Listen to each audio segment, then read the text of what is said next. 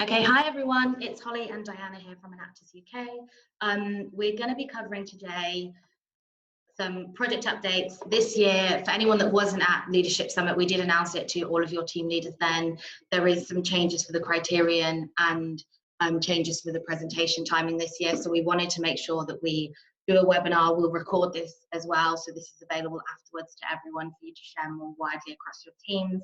But to give you some project updates, to talk through the new criterion with you, talk through what that means for you in terms of your projects and how you're developing those this year. And then we're going to also be sharing more around project resources that we've been developing over the last couple of months, and that we can share with you then as well, and get your input on what are the kind of resources that you would like us to see. And then we're going to leave some time for Q&A at the end. So feel free, especially as we're going through the criterion, if you have questions, to write them into the chat box. We'll either cover them then and there, or we'll save them up until the end and kind of go through all of those. But feel free to write them in as they come to you, and we'll keep an eye on that as we go through as well. You can also at the end unmute yourself and ask your question to us as well. If you want to just keep yourself muted as we go through so there's no background noise for people, and then feel free to come off as we get to the end of this as well. So we're going to start with the revised criterion, and it is a revision because it's not a brand new criterion. It really doesn't change the ethos or what Enactus is about. Obviously, this criterion is a framework that is used in countries all across the Enactus network. So all 37 countries use this framework for projects because it links to the kind of judging criterion that is then used at our national competition and the World Cup. And so that's the piece that kind of links us all together. So when there is a revision of a criterion or changes to that kind of language and wording, that does come from an Enactus global level to us, as well as to every other country around the world as well. So as you all know, or hopefully many of you would probably be familiar with, this was the previous criterion. So the statement that you can see on the screen in front of you now, that's what the criterion has been for the last 3 or 4 years, and this is something that tends to happen every 3 or 4 years. It's just to kind of keep us relevant, change the language slightly, and kind of just make sure our terminology is kind of linking into the world that's around us as well, so that we stay relevant as an organisation. So this has happened in the past and will probably continue to happen every few years, to just revise this slightly. So the kind of previous statement there on the left, and then the revised Enactus criterion statement, which we'll be using moving forward, is on the screen in front of you now on the right hand side. So that is: which Enactus team most effectively demonstrated entrepreneurial leadership to drive business and innovation for sustainable positive impact to benefit people, planet and prosperity within the last year. So at first glance, hopefully many of you will appreciate that really it hasn't changed too much. It's really about, entrepreneurial action has changed to kind of entrepreneurial leadership, which we are a leadership organization. It's bringing in words like business and innovation, which is the drive from a lot of Enactus projects over the last few years anyway, kind of have sound kind of business principles and that kind of sustainability built into the model that they are delivering their projects in as well. And then that kind of positive impact on people, planet and prosperity is essentially similar to that social, environmental and economic. It's just that it's changing the language slightly, and obviously it's within the last year, which the Enactus criterion has always been about the impact that you have created in the last year. We appreciate that there are projects that run year on year, and that's absolutely fine. You can tell the story of those projects, but the impact that you present has to be within the last Enactus year, and that obviously just helps to make it a bit more fair for everyone as well then. So we're going to break this down a little bit more and look at some of those kind of language and terms there. So as I've kind of said, the entrepreneurial action has changed to entrepreneurial leadership. And that's just really about how you took leadership, how you kind of capitalized on opportunities, what did that look like for your team in the kind of delivery of your project. And that's just kind of a very small kind of terminology change from action to leadership, which just kind of links into who we are as an organization. We're about developing leaders, and you take leadership in your projects all the time. So that isn't a kind of massive change for you to kind of get used to. That's just kind of checking and updating language on that there. Business and innovation, and sometimes people think innovation is about technology or kind of we're coming up with a brand new idea, and it absolutely could be kind of introducing a new concept, a new idea, but it is also about improving existing ideas, services, products, methodologies. It's really about kind of the approach that you take to your solution. It doesn't have to be coming up with a brand new innovation to score highly on that. It's about improving what's already there. Maybe it's the way that you deliver your project in a bit more of a creative and innovative way. And kind of business innovation, obviously just pushing into that sustainability of making sure this kind of, and not all projects start like this, but long-term building in that kind of sustainability with the business model and ensuring there's kind of a revenue stream and moving forward down that social enterprise route, which is long-term for some projects and not all of those hit that. But that's the drive from kind of Enactus teams over the last few years as well. And then the kind of sustainable positive impact. It has always been implied to have positive impact on all three of those areas where possible. Obviously, people being the main part of Enactus, people have to be at that kind of heart of solutions to make sure that they are sustainable solutions as well. But this again hasn't changed, and all we mean by prosperity is kind of fulfilling lives socially and economically. So that's just touching on the point there for people as well. So that wording again has just really been updated and made a little bit more relevant, but doesn't really change what you should be doing in your projects. And I think just helps to recognize that a lot more projects now, as well as benefiting people, have a kind of positive impact on the planet and that kind of environment around them as well. And this still links into the kind of drive for positive impact, is also to make sure that you're not having any negative impact anywhere on any of those areas. That's always something that we've kind of brought into our training, but is just making sure that you're kind of having that positive impact on those three areas, or at least some of those, or where they are relevant to your project. It doesn't have to be all three of those, although it should be people. It doesn't necessarily have to have positive on the planet, although most projects nowadays, even if that's just the resources you use, making sure they're kind of recyclable or whatever else it is, has some sort of positive impact on those as well. Feel free, as I said, to write any questions in as we go, otherwise we'll pick them up as we kind of come to the end of this. So really just breaking that down just helps to show that it is just about language that's updated. It's just a refined revision of the criterion, making us more relevant, connecting us on that terminology, but it doesn't really change what Enactus is about, or the kind of ethos of the drive of your projects and the direction of where those are going. In terms of presenting impact, what actually this criterion really does do is help you to recognize a broad range of impact from across your projects and really be able to communicate the outcomes and the kind of the change that you are creating. And so talking about, and we will do more on this as we get to competition towards the kind of end of the year, but really talking about, if you kind of say, right, we've provided 500 people with access to clean water, that's fantastic, that's great, but what does this mean? The so what? So what does that mean for them? Does that mean that their children are now not going to hospital, going into school for the whole time that they're there, instead of missing school because they were ill?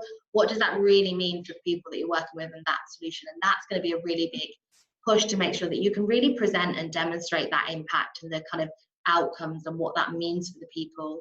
And we'll be doing more on kind of impact as we go throughout the year to help you really understand how to measure that in your projects and then how to kind of demonstrate that as well. And just a reminder that you are still kind of judged on the depth and quality of your impact and your intervention. And that's really, when they're looking at teams next to each other, it's what's the depth of this impact. And so it's not just about having the highest number possible, having a really deep impact with people that you're working with, and understanding the outcomes of that impact is going to be really important for making sure that you can communicate that well. So what's important? We're going to go through now a few kind of slides just to pull out what's still really important to make sure that you can present your projects well and define those terms well in terms of Enactus. And really what's important is making sure that the strength of your needs assessment, and why that's so important, because that's where impact measurement starts. That's where you really begin to understand the issues, and you can only really build a quality solution when you really understand the problem and the need of the group that you are working with. And that needs analysis and assessment just continues throughout your whole project as well. So it's really important to get your projects off to the very best start. And we're going to be doing more on kind of helping you with those kind of needs assessment pieces as well. Obviously, the quality of your solution, because that's going to really help you. That's your deliverable method for making sure that you can achieve the outcomes that you want for the people that you're working with and have that kind of measurable impact. And that's really the third one here, of making sure that you measure your impact so that you can demonstrate, and this is going to be really critical, because it is a bit, when we come to the gender sheet, that is a little bit more subjective. You need to be able to demonstrate your intervention has led to the outcomes, and you can really present that well to the judges when we get to competition as well. Obviously the quality and the depth of that impact there, and making sure it's kind of lasting improvement for people, that kind of lasting change, and linking to the kind of having a sustainable positive impact on people, planet and prosperity. So we're going to break this down and just give you some kind of top tips and talk those through a little bit more now for you as well.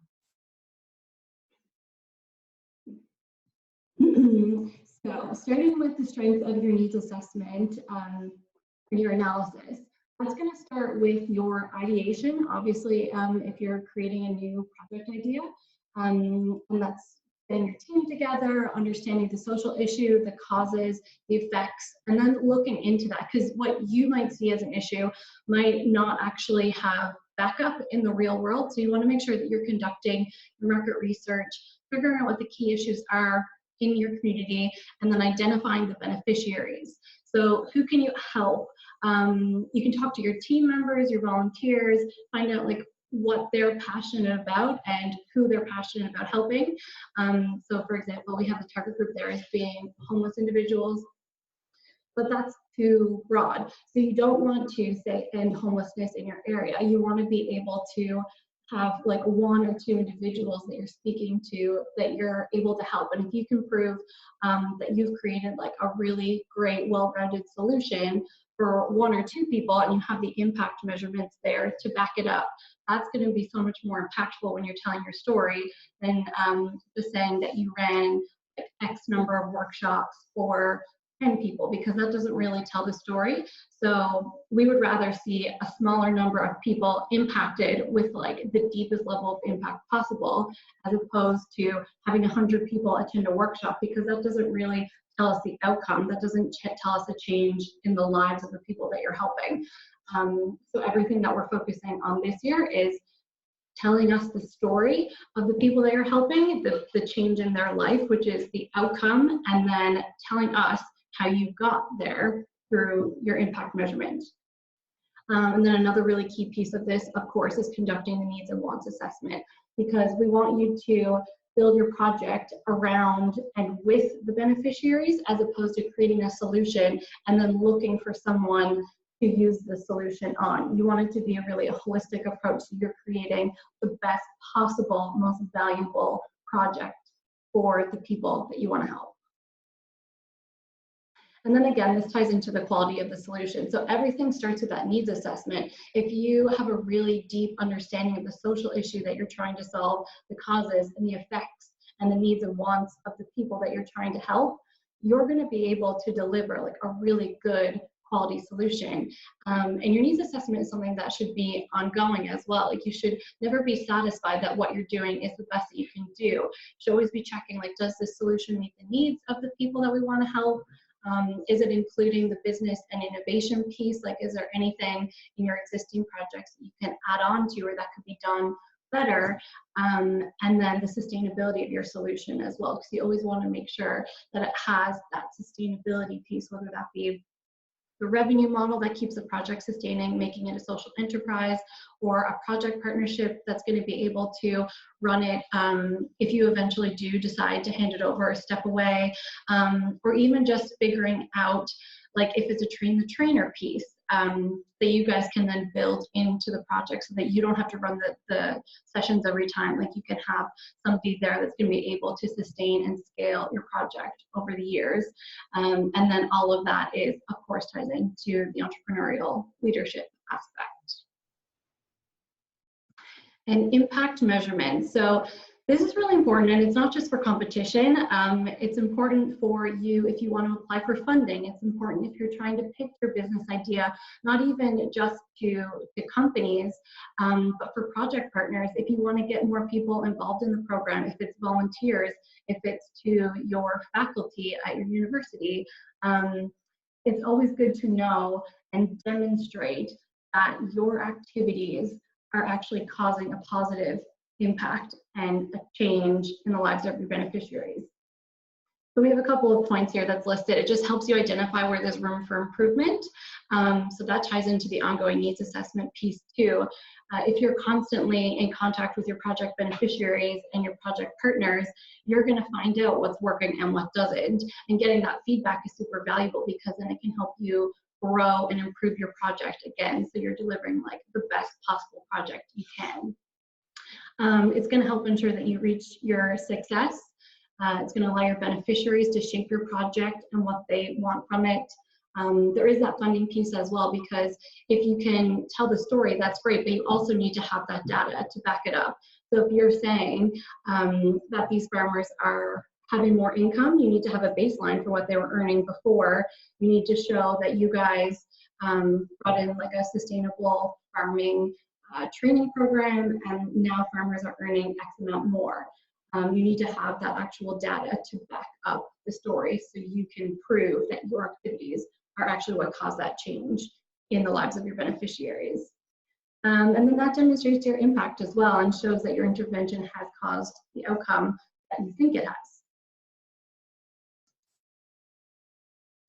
And then we have the quality and depth of your impact, so lasting improvement for people.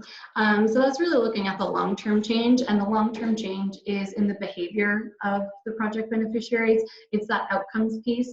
So if you guys have looked at the deliverables for projects week, one of those was an impact chain, and it really gets you looking at each of your projects, looking at the activities and the outputs and how those day-to-day activities tie into the long-term outcomes and then the long-term changes in the lives of the people that you're working with, which essentially leads to empowerment. And then sustainable positive impact to benefit people, planet, and prosperity. So again, it all ties in together, because if you're able to know your activities, know your outputs, and you have the data that backs up your interventions that are creating these positive changes in the lives of your beneficiaries, all of this ties together. And it's good to look at both the positive and the potential negative implications, because that's very possible when you're implementing a solution. You might think something's going to work really well, but then in actual fact, it might have like an adverse negative effect, or the change might not amount to anything at all. And that's really important for you guys to know, like that risk piece is something that every team should be considering when they're putting projects in place. And yeah.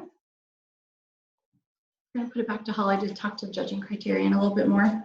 So with a revised criterion, that obviously links to the judging sheet that will be used at national competitions and the World Cup moving forwards as well. So you can see on the screen in front of you, and we will share this as a document for all of you as well, and we will cover more on this as we get to the end of the year and come into competition season. But just to give you an early insight into this revised criterion has now resulted in a kind of revised judging sheet that will be given out. So at the top, you can see the actual statement, the criterion statement, as we talked through on this call. And then underneath, you can see what judges are kind of asked to mark teams on from an insufficient to excellent rating. Underneath this form, there's just kind of comment boxes for them to give some feedback on your presentation and annual report and pieces like that. This is the main kind of judging piece from the top there. And then they will translate this onto a different document to kind of rate teams on. So as you can see, and as some of you might be thinking, this is, there's 4 points now. They've kind of streamlined this judging process. So it's entrepreneurial leadership, use of business principles, use of innovation, and sustainable positive impact to benefit people, planet, and prosperity. So just pulling out those kind of key phrases and key terminology from the criterion statement that we've talked through. And I guess one thing that I just want to highlight to you is that use of innovation, you might think, well, that quite subjective, that's quite broad, like how would we score against other teams for that? What this revised criterion is doing, and obviously as Enactus serves a global network of many different countries that have various different languages and various different meanings for things, it's trying to have a criterion that works for the majority. And by doing this, they're trying to give you a little bit more scope to define some of that for yourselves. So for example, innovation to our team is about X, Y, Z. Therefore, our projects have demonstrated that this year by doing this, this, this. And so that's really the kind of messaging and language now that will probably come into a lot of presentations and giving you a chance to really define what that means for your team and put that case forward for the judges to then judge you on. Then you can kind of apply it to your projects and link it to you, and make and kind of present that across and put the best case forward for that for your team. And so that's the kind of thinking behind this. As I said, we will do more on this and helping you think about that in terms of your presentations and your projects, and kind of how you might put those across, and we'll kind of talk through options and case studies through with you as we get to competition season in the year. But just wanted to give you an early insight into that revised criterion statement and what this judging sheet is going to look like. That'll be in place for World Cup this year, so there'll be some kind of feedback and learning and things that we can share with you after that, once we obviously see how countries put that forward. And obviously our national champion team will be doing that as well. And it will be in effect from our national competition next year, which is the 6th and 7th of April. So nice early, save the date for your diaries on that one as well. So please lock that in and get your members confirmed for those ones. Something else that's another change for this year is around the presentation timing. So you might be aware that there's normally been a 3-minute setup period, a 17-minute presentation, followed by a 5-minute Q&A. And that is actually changing for this year. Again, this is revised, not as regularly as the criterion, but presentation time slots used to be 24 minutes, if you can believe it, which was a very long time. We know it was a very long time, and that got revised down to 17 minutes. And now there is a new revision where they are taking the presentation time down from 17 minutes to a 12-minute presentation. So you will still have 3-minute setup time. That is obviously where you come in, you can get yourself set up at the front, you can hand out your annual reports, and the judges still get those 3 minutes to read your annual reports before you start. But the presentation time will no longer be 17 minutes, that will be a 12-minute presentation. Again, that'll be in place for World Cup this year, which is live streamed. So if you do want to go and watch a couple and see some of those, and we will share some videos with you afterwards as well. And again, will be in place from our national competition in April 2020 as well. So it's a 12-minute presentation and a 5-minute Q&A. And obviously you might be thinking, oh, we've lost 5 minutes, that's a lot of time to lose. But there's still a lot that you can get communicated to judges in 12 minutes, and it means they're focused more on your presentation during that time. As you can imagine, watching 5 of these back to back when they're 17 minutes is quite a long time. So it's to really help kind of focus and refine some of the kind of stories and impact and projects that you were talking through, and also give judges that kind of opportunity to focus on that as well, and just connect us more to the business world. It creates a lot more presentations that are a lot more usable and can be shared and put out there from an Enactus perspective as well. And again, we will support you on this in terms of helping you think about, okay, what are the decisions we need to make then, understanding we now have 12 minutes instead of the previous 17. But I think I've been at a national competition this year where they already brought that into effect, and it actually went really well. And teams still managed to communicate a lot of kind of impact in their projects. So it didn't really negatively affect too much. I think it's just getting used to the idea that you're losing those kind of few minutes there as well. So I will pause here because we've kind of covered a lot on the criterion and judging sheet and the presentation revised timing. If you have any questions that you want us to cover off now, please type them into the chat and we will stop here and pick any of those ones up. Otherwise, we've just got a few more bits to go through on some project resources and documentation, and then we'll open it up for kind of a big Q&A session at the end of this as well. So feel free to type them in. And we'll give it 10 or so seconds, and then if not, we'll pick any questions up at the end. So keep writing them in as we go.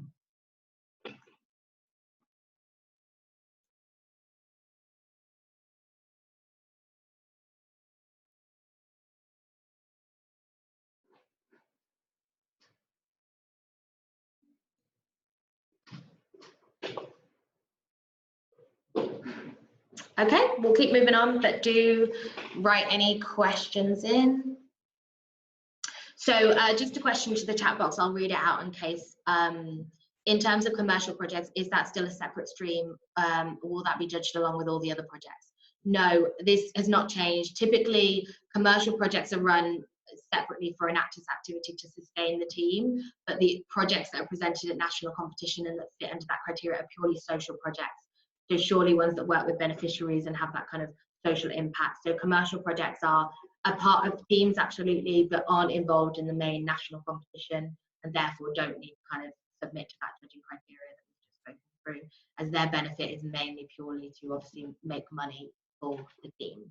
Obviously, some teams might have had commercial projects that eventually kind of transition into being a social project and bringing beneficiaries into those, and then yes, they would be part of the main competition if you choose to present it, but just purely commercial projects that make money for the team are just there to do that and are not presented at national competition. Okay, we'll talk through some resources now for you, and then we'll pick up any more questions at the end as well. Yes, so very excited about this part. We're talking about project resources and tools that are in the pipeline from us. So one of the things that I'm working on to have in place by the end of this month is 7 steps of an Enactus project. So you can see them here. We have ideation, understanding the social issue, causes and effects, needs and wants assessment, creating a strategy and action plan, piloting the project, impact review, and then sustainability and scaling. So the plan for this is just to have one document that we can hand out to teams, university advisors, like team leads, project leaders, to everyone, that has resources in place under each of these stages, whether that be resources that we own and create or other ones that we found, for example, the big Capital Society outcomes matrix. So essentially, like, you'll have a list of resources and tools or places to go and visit through each of the steps of how to run an Enactus project. And we'll be giving that out to everybody, and then there'll be a checklist to go alongside of it. So really just trying to give you guys a package of, here's how you run an Enactus project from start to finish at each stage. This is what you should be working through on your checklist, and then these are resources to help you. That's something that's coming up in the pipeline that's going to be really good. I've already put out a bunch of resources as a part of Summer Action in terms of project. So there's been an innovation case study, an impact case study. We have a guide online for if you're conducting interviews with project beneficiaries. And I'm really curious, and we can chat about this a little bit at the end when you guys unmute, if you've actually had a chance to look at these resources, if you found them valuable, and equally if you haven't, and why not? Because we really want to have it be like a collaborative effort going forward. Like, we want to create resources and things that you're going to use and find valuable. So this Summer Action Project resources thing for me is kind of like a bit of a test to see if what I'm creating is useful and if you guys are finding it valuable, and if not, we can adapt going forward. So this is all online on our Enactus UK training hub, and each team actually has a login for that. If you guys aren't sure about it, you can reach out to us. We have all the login information. But this is a really great place to go, not just for project resources, but we upload all new resources there. So if you're looking for support network information, if you're looking for recruitment information, marketing, international trip procedures, all of that can be found on our training hub. And another thing we're launching tomorrow is our projects portfolio. So right now we actually have 62 applications for projects, which is fantastic. They're all going to go live on the site tomorrow, and it's a really good opportunity for collaboration for the Enactus teams, but also as a way for us to gather key information about the projects from you guys, and for us to better connect you to areas of support where you might need, with whether that be with our business advisors or with our sponsors. And going forward, this is actually going to be a requirement from us for all team projects. Right now, as we're just introducing it and launching it, we have given you guys Summer Action bonus points for all the teams that have submitted their projects. But yeah, there's something to keep in mind. It's going to be up on our website as of tomorrow. You can go and look at other team projects. And then going forward, for every project that each team has, we're going to get you guys to upload to this project portfolio. Perfect. So we will announce that and launch that tomorrow. But you can also filter by project type. So the one thing I would say as well is it's a great opportunity for you to learn more about other projects. Maybe you're working with a homeless project, maybe you want to see what other Enactus teams are doing, but also this will go out to our whole network, so alumni, business advisors, our sponsors, so that anyone can kind of really understand what are the kind of projects that we have operating in our program and how we can connect with that and how we can offer support to that as well. So as Diana said, we do want this to be something where every project is listed up on there. So there is a form to fill in to just give us that project information and that project data, which has been shared with all team leaders and is going to be on this page on the project database site as well. So tomorrow when that kind of launches live, and that'll be on our social media and in emails, do make sure you come to this page if your project isn't up there already, and just click the link. There will be a link that appears at the top here to apply to list your project. And so please do that as well, because it's just a way of helping to connect more support to your projects and just a way to help teams and connect as well. So that's a kind of new thing that's coming out to give a little bit more visibility to that as well.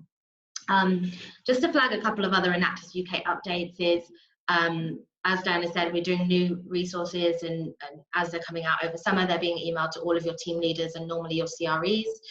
But we do also want project leader contact details. So if you're on this line and you don't currently receive our information, please just drop us. I'll put my email in the chat box at the end, and you can just drop us a note and we'll make sure you're added to our database there. Our summer action competition is ending on the 31st of August. So if you want to enter that, if your team wants to enter that and is planning to enter that, then just a reminder that the deadline for that is the 31st of August. And then just a reminder about another event we have coming up in September is our Responsible Leaders Accelerator. So just very quickly switching away from projects, but as we have a few of you on the line, please share this with your teams. It's a whole day on the world of work. You get to meet loads of our partner companies. You get opportunities to have skills sessions, have conversations, learn more about them, but also develop yourselves on that day as well. It is a really great event. The deadline for that is next week. So please just, there's emails that have gone out, it's on our social media, connect with us if you need more information, but please do share that more broadly with your teams as well. So that's our kind of projects criterion update. We've just essentially got time now for Q&A. As Diana said, we would really like to know what resources would be valuable to you. So please, in the chat box now, or feel free to unmute yourselves if you want to ask us questions, if you have questions on anything we've covered or anything else. But please also write in, what are the tools, what are the resources, what is the training that would be really beneficial and valuable for you in terms of projects this year. We're going to be doing some project leader webinars as we get into early September as well, to make sure your project leaders are equipped to run their first few meetings of the year as well. But please do take the time now to write in, even if you don't know the exact tool, but you know a problem you're having with your projects, feel free to write anything in, and the more insight and feedback you can give us, the more that we can be building content and resources